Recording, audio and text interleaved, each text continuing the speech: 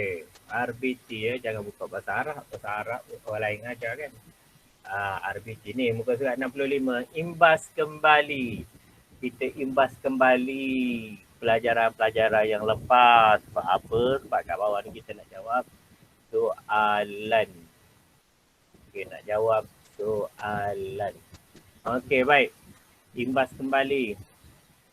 Dengar betul-betul dan baca. Masing-masing baca. Tak dengar, tak dengar tak apa. Kamu yang boleh baca juga. Sambil baca sekali dengan otak ya. Menghubungkan pembukusan sedia ada dengan reka bentuk pembukusan. Itu poin ni, poin yang mana nak imbas kembali. Kita kena rujuklah tajuk atas balik. Menyenaraikan ciri-ciri pembukusan mengikut kategori produk yang baik. Yelah, kalau kereta lain cara bungkusnya. Kan? Kalau nasi kerabu, nasi belauk, nasi apa lagi, nasi lemak, dia ada identiti dia masing-masing, pembungkusan dia. Semua jenis nasi je kan. Nasi lemak, nasi kerabu, nasi berlauk, nasi apa lagi. Semua ada ciri-ciri pembungkusan masing-masing. Kalau nasi kerabu macam mana, nasi belauk macam mana, dan nasi lemak lain. Tak sama macam nasi kerabu bungkus kan. Dan juga mengikut ciri-ciri, mengikut kalau dia komersialkan, maksudnya dia jual secara besar-besaran, dia ada cara dia punya dia punya ciri-ciri pembungkusan dia tersendiri, yang mana orang tengok dari jauh dah kenal, oh ini syarikat apa yang bungkus ni, buku nasi belauk ni, ini syarikat apa, dah tahu dah. Dia punya ada ciri-ciri dia tersendiri. Kita untuk nak memudahkan lagi para pengguna mengenali produk kita. Okey. Menerangkan kepentingan reka bentuk pembungkusan produk. Ciri-cirinya lagi, apa benda lagi dalam tajuk yang kita dah belajar, menerangkan kepentingan reka bentuk pembungkusan produk. Apa kepentingan dia, kenapa bungkus macam ni, kenapa buku macam ni, kenapa buku macam ni. Contohkan kita bungkus, katakan kita package atau packaging ataupun bungkus sayur. So bungkus sayur lain. Kalau sayur untuk hantar dekat-dekat lain, kalau kita nak ekspor keluar negara lain, pembungkusan sayur tu. Kalau kita nak hantar luar, kata ni Selangor kan, kita nak hantar luar Selangor, kita nak hantar ke Terengganu ke ataupun ke mana, ke Johor ke lain pembungkusannya. Terutama kalau keluar negara lagilah kena perapian tu kena ada. Contoh kan, kita nak bungkus sayur lah. Kalau nak hantar keluar negara, kita kena ingat berapa lama masa untuk mengambil ke luar negara. Biasanya 2 minggu. Kita perlukan masa 2 minggu. So 2 minggu ke sebulan. 2 minggu ke sebulan. So maksudnya sayur ni kena tahan dia sehingga sebulan. Sebab apa, perjalanan mungkin mengambil masa seminggu ke 2 minggu. Perjalanan. Terutama kalau dengan flight tu, perjalanan mengambil masa seminggu lah. Perjalanan yang dengan flight tu, proses nak masuk flight, nak masuk kapal terbang. Lepas tu proses dia nak di airport tu nak ni mengambil masa seminggu paling-paling kurang. Walaupun perjalanan contoh sini ke London baru perjalanan dia baru 16 jam, 17 jam perjalanan contoh kan. Okey, 16 jam, 17 jam tu perjalanan dekat flight. Tetapi sebelum naik flight tu berapa lama? Dari kita bungkus tu. Hari ni bungkus, mungkin dah siap buku, besok baru hantar ke airport. Dah hantar ke airport tu, hantar ke kargo, ke bahagian kargo tu. Proses-proses dah 1 hari, esok, lusa dah 2 hari. Perjalanan pula mengambil masa 2 hari pula, 4 hari. Ataupun sehari setengah. Ataupun 2 hari lah, senang cerita. Lepas tu nak keluar daripada airport, dah ambil masa 1 hari pula kan proses. 1 hari atau lebih. Kurang 7 hari, seminggu lah. Perlukan masa perjalanan tu seminggu. Kemudian dari itu nak pergi ke pasar-pasar pula, bukan direct ke pasar. Daripada pemborong, daripada apa, supplier. Supplier ni bawa menturun ke airport. Dari airport tu ambil pemborong pula ambil untuk diletak di pasar-pasar besar ke apa tu. Nak sampai ke pengguna tu lebih kurang hampir 2 minggu masa.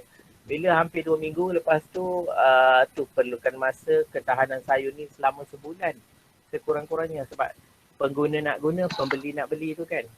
Jadi pembungkusan tu sangat penting. Macam mana nak bungkusnya, antara ciri-ciri nak bungkus, kena masukkan dalam plastik yang kedap udara dan dimasukkan siap-siap dalam plastik, kemudian dikeluarkan udara dari plastik tu menyebabkan dia apa, melekat terus, lempek macam tu, terus melekatkan, tapi sayur tu still segar.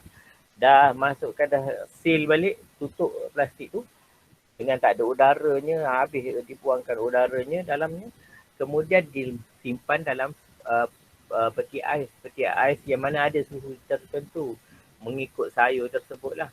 Kalau terlalu sejuk, mungkin boleh merosakkan juga sayur tersebut, tak tahan. Kalau tak sejuk pun merosakkan juga. Tapi kesejukan tu maksudnya suhu tu perlu mengikut jenis-jenis sayur, ada tertentu berapa darjah yang perlu penyimpanan. Itu adalah cara pembungkusan yang baik untuk ekspor sayur tersebut, contoh kan. Begitu juga kita nak buku benda-benda lain. Tak sama. Alat-alat spare part kereta, motor, bungkus dengan nasi kerabu tak sama kan. Tak sama bungkusan dia. Lain produk, lainlah cara pembungkusannya. Mengikut kepentingan tersebut lah. Sendiri tu lah. Menjana idea melalui lakaran bermaklumat. Menjana idea melalui lakaran maklumat.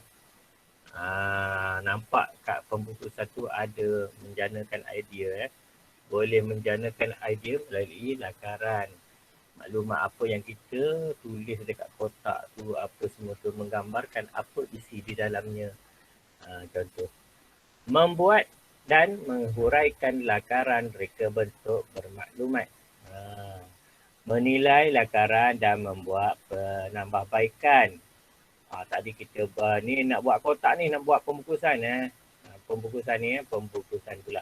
Ini nak buat pembungkusan. Lakar dulu maklumat. Apa pembungkusan, membuat lakaran, reka bentuk maklumat, reka bentuk pembungkusan tu kan, bungkus tu. Kemudian menilai pula lakaran membuat. Macam kita dah ustaz bagi arahan untuk tu lah. Untuk buat kotak bekas nasi ataupun ayam kita kan. Ayam goreng itu. Macam itulah, mengira kos bahan, menghasilkan reka bentuk produk pembungkusan dan membentangkan produk yang dihasilkan. Inilah. Ini adalah ringkasan yang kita belajar dulu-dulu. Yang kita belajar dari atas ni. Panjang dah kita belajar kan. Mana sampai. Ini. Kenali pembungkusan. Atas ni lagi apa dia? Atas ni pasal apa? Ni, dari sini lagi. Reka bentuk pembungkusan. Mana kita kena baca balik, ingat balik apa benda sampai dari muka surat berapa ni? Dari muka surat 54 hingga 65. Kena baca balik semua. Ini semua termasuk ni. Semua baca balik. Kita buat apa imbasan. Inilah imbasan dia. Baru kita apa? Jawab soalan. Nak jawab soalan ni. Okey, baik. Ustaz nak minta siapa baca. Siapa baca ni. Jawab semua soalan di bawah. Kita nak bincang soalan di bawah ni. Ini kena tengok betul-betul. Kenapa? Sebab nak jawab tu nanti tak tahu pula kan. Okey, baik. Kat sini Ustaz minta Abi Tashri. 2 ID dia masuk ni. Ya ke 2? Abi Tashri. Respon. Abi Tashri.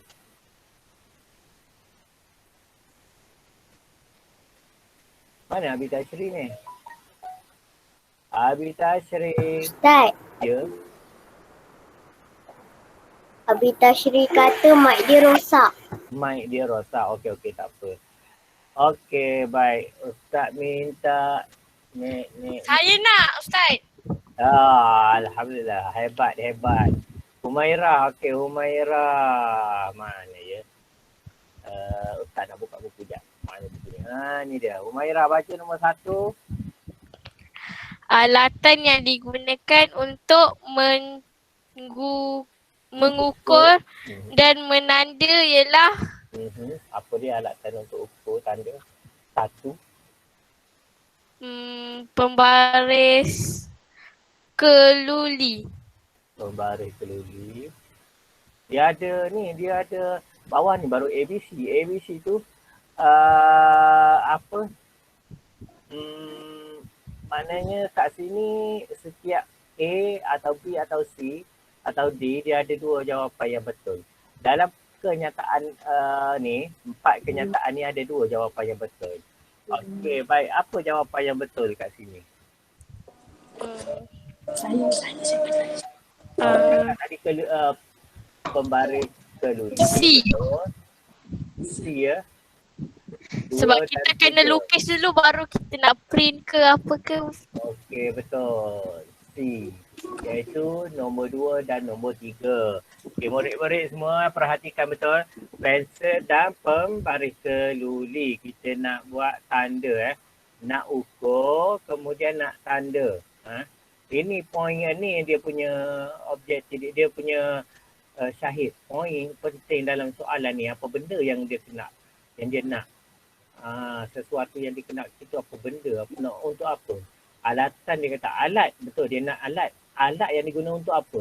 Untuk mengukur dan menanda. Ini adalah penting 3 benda ni penting dalam soalan ni. Dalam soalan ni 3 benda ni penting. Alat, mengukur, menanda. So untuk ukur dan tanda apa benda yang berkaitan dengan ni? Pisau, pemotong tak guna untuk menanda kan? Pen ni biasa orang tak guna untuk menanda sesuatu ni. Biasa kalau hantar tukar rumah pun, orang nak buat rumah pun dia pakai pensel. Dia tak pakai pen. Untuk tanda apa-apa titik-titik untuk nak potong kan. So biasa orang guna pensel dan pembaris keluli. Kenapa pembaris plastik tak boleh ke? Boleh, tetapi dia tak tahan lasak. So biasanya kalau kerja pertukangan, biasa kita guna pembaris keluli. Dia tahan lasak, jatuh tak patah, tindih tertimpa apa tak rosak dan dia kuat. Gitu. Okey, jawapannya C betul. Okey, terima kasih Humairah. Syukran, barakallahu fiik. Okey, baik. Soalan kedua, Ustaz nak minta apa baca ni? Ahmad Syafiq Ikram. Ahmad Syafiq Ikram. Mana Ahmad Syafiq Ikram? Ya, saya. Okey. Awak bacakan soalan nombor 2. Apakah kepentingan pembungkusan produk? Apakah kepentingan pembungkusan produk? Okey, awak boleh jawab tak? Tak tahulah. Tak tahu. Cuba tengok buku sebelum-sebelum ni. Maksudnya helaian sebelum ni. Kepentingan ada kat atas tu, kita dah belajar.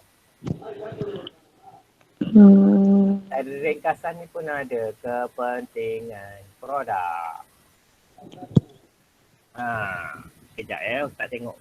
Ustaz kebetulan ada buku teks dekat luar ni. Boleh Ustaz tengok sekali. Senang sikit kat dalam ni. Susah sikit kan. Selak ke belakang, selak ke depan.